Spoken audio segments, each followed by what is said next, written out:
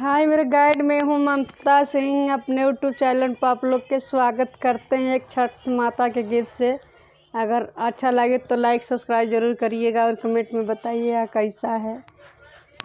तो कांचा ही बासा के बहांगिया बहांगी लचकती जाए, बहांगी लचकती जाए।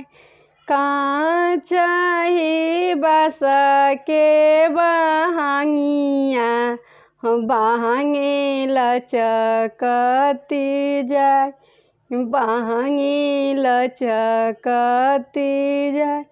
होई ना बालमुजी कहरिया बहांगी घाटे चोहा पाए, बहांगी घाटे चोहा पाए।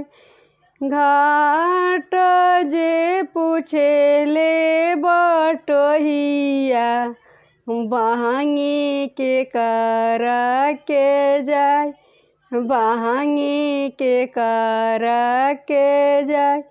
आन्हर हउए रे बटोहिया बहांगी छठी मैया के जाए, बहांगी छठी मैया के जाए। कांचा ही बासा के बहांगिया बहांगी लचकती जाए, बहांगी लचकती जाए। होखिन देवर जी कहरिया कांवरी घाटे चोहा पाए, कांवरी घाटे चोहा पाए।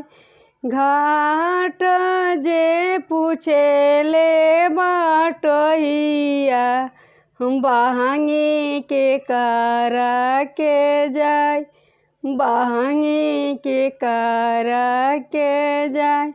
आन्हर हउए रे बटोहिया बहांगी छठी मैया के जाए, बहांगी छठी मैया के जाए।